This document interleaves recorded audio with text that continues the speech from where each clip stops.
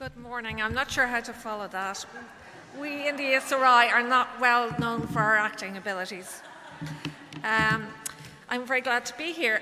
We're here today to talk about higher education access, but I want to step back from the issue a little bit and talk about and make the argument that socioeconomic differences in higher education access can't be seen in isolation from educational equality across the whole system. I want to talk in particular about the roles that schools can play in challenging or reinforcing social inequality, and I want to say something a little bit at the end about how educational inequality is related to the broader inequality in the distribution of life chances. Now, we have a large body of evidence which shows there are unequal outcomes for children and young people at every stage of the educational career. So a child's social background matters for their reading and maths performance at primary level, for the grades they receive at junior and leaving cert level, for whether they stay on to the leaving cert itself, and whether they go on to third level education. Now, there's been a long-standing debate internationally about whether schools can make a difference in the face of these broader inequalities, with some commentators adopting a very pessimistic approach and others arguing that schools can make a difference. And I would suggest that there is a strong body of evidence internationally and in Ireland that schools do and can make a difference to young people's outcomes. What I want to do today is briefly draw on a body of research compiled at the ESRI, which looks at the impact of 4 sets of factors. The social mix of the school, that is the concentration of disadvantage in the school, ability grouping within the school climate, that is the day-to-day social interaction between teachers and students and how that impacts on student engagement, and finally, guidance and decision making. Now, we have evidence that school social mix has a very significant influence on student outcomes. So young people who attend schools where there's a concentration of socioeconomic disadvantage tend to have lower attendance rates, they are more likely to drop out of school early, they have lower grades at junior and leaving cert level, all else being equal. So even taking account of their individual social background, the mix of students in the school makes a difference. We know too that there is a significant variation between schools in the rates of students who apply to and enter higher education. This is partly related to the mix of students in the school at a social level. So in that way, a school orientation to higher education emerges, an orientation which often reinforces family expectations and orientation. So one group of students in a middle-class fee-paying school said about college, there was never really any question of anything else. You're kind of expected to go to college. So there was a taken for granted nature of this as an outcome for the students. But another student in a working class school said it's not like high expectations. It wouldn't be the thing of, okay, try to be doctors or lawyers. It was kind of, okay, get past your junior cert, get past your leaving cert. But what I want to talk about more specifically is to unpack that school orientation and look at the concrete ways in which the school social mix influences the transition to higher education. Sorry that the title was cut off a little there. So I want to talk about ability grouping and in particular access to higher level subjects and the way that channels students towards academic performance and towards higher education. I want to talk about school climate and its impact on student engagement, and I want to talk about guidance and young people's decision making as they move through the system. Now, first of all, if we talk about rigid ability grouping, that is streaming, if students are allocated to higher, lower, middle and lower streams on the basis of assessed ability or achievement, that has a very strong connection with social background. And in fact, rigid ability grouping at second level serves to reinforce social inequality. So we find that streaming is more commonly used in schools with a disadvantaged population. So working class young people are more likely to attend schools that are streamed, and when they do so, they're more likely to be allocated to lower stream classes. And within these classes, you get a climate of negative expectations building up, of low expectations and low aspirations, and more disengagement among these young people. We don't do our homework, so we don't get it. Teachers know we don't do our homework, so they don't bother checking it. We never did get homework, we're sort of the thick class. So in this way, this labelling becomes a self-fulfilling prophecy for these young people. And we can see this when we look at their outcomes. This chart shows you two outcomes. The bars show you early school leaving, and the line, which you might be able to see as well, shows academic performance. So I can't point with this, but basically this compares students with a similar level of ability. So it's looking at the net impact of streaming. And we see that young people who were allocated to lower stream classes, over 60% of them left school early.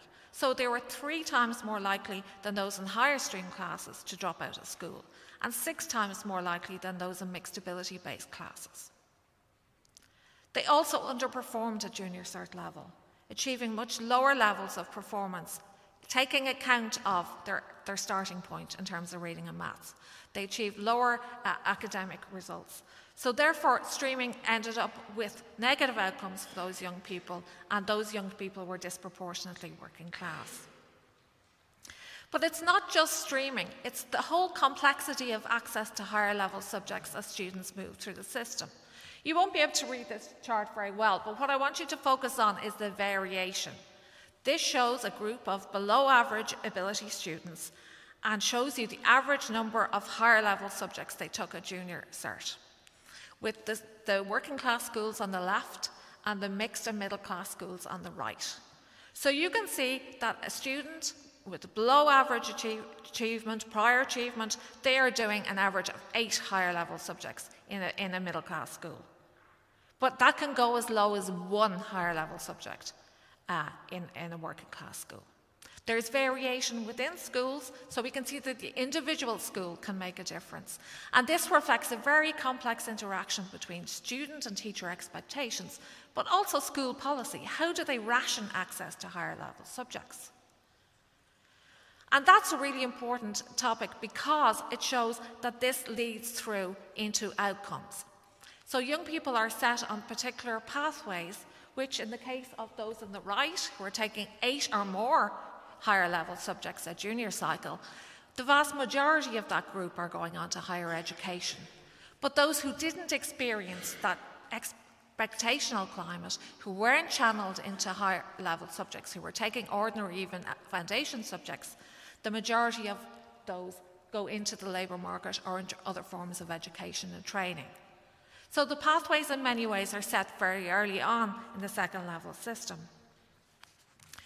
But there are also 2 very important factors that influence student engagement as they move through the system.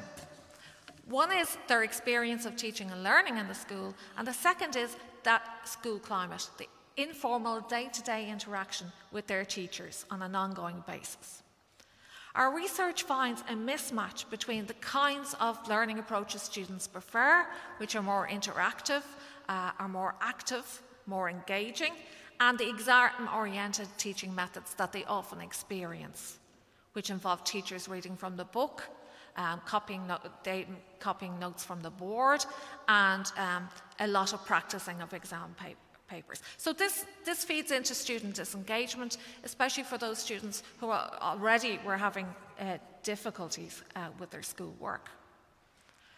But when it comes to the interaction between teachers and students, we see the quality of that changes as they move through the school system. So in first year, I feel like you have a kind of honeymoon period where they're much more likely to report positive interactions, so being praised, being asked questions, getting positive responses from their teachers. That's much more common than negative sanctions, reprimands being given out and so on. But as students move through the school system, the positive interaction decreases and the negative interaction increases. And that's particularly for students in working class schools, especially boys, and for those in lower stream classes.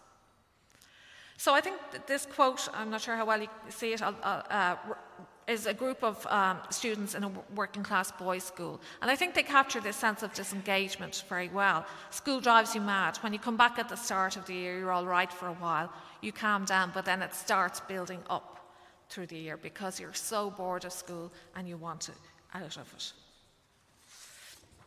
And school completion is a key element of students' narrative around dropping out of school. So negative relations were really key to students remaining in school or conversely dropping out. I have some quotes here where students kind of identified the kind of factors behind leaving school early, starting not getting on with teachers, and this cycle building up of being given out to and acting up in response, being thrown out of classes and suspended. And as Eric says, not feeling the teachers were on his side. They don't want to teach me, so is there any point being there at all? And we see that while this issue of school climate sounds quite nebulous, it has real and dramatic impact on student outcomes. So those students who have experienced negative interaction with their teachers, all else being equal, they tend to do worse in their junior and their Leaving Cert exams. So that, in that way, that impacts then on the possibilities of making the transition to higher education. And school engagement is a key factor in what young people do after they leave school.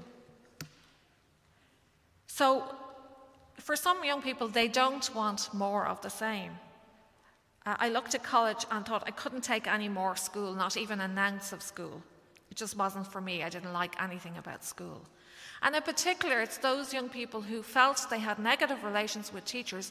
They're the group who are least likely to participate in any form of post-school education and training. Now, the third set of issues I want to look at are around guidance and decision making. Moving through the second level system, students make a set of cumulative choices and decisions around the subjects they take, the subject levels they study them at, whether they take particular programs like transition year or not, and what they're going to do when they leave school. But schools frame these decisions in terms of the subjects and the programs they provide, in terms of the timing and approach to subject choice, how they package different subjects, how free the choices open to students are, and then the approach to formal guidance, but also the informal guidance and encouragement that young people get from their teachers. Now, throughout their time at school, parents play a really strong part in providing information and advice to young people. But those parents have differential insider knowledge about the system.